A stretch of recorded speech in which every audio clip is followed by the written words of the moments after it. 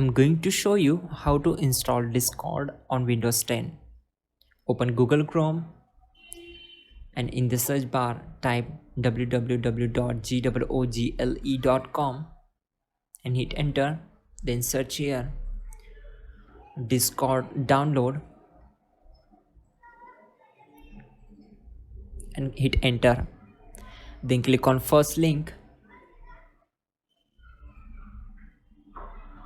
On this window, just click on download now and it will start downloading the setup file for Discord.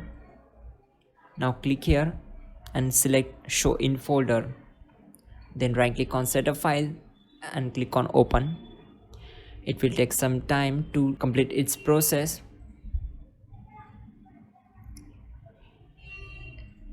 After that, it will open new tab. Then here you have to create an account for Discord. Then type email address, then username and set password. Then click on continue.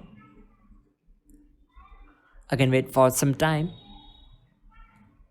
It will create your account on Discord and from here you can add your friends. That's it guys, your problem is solved, you're good to go.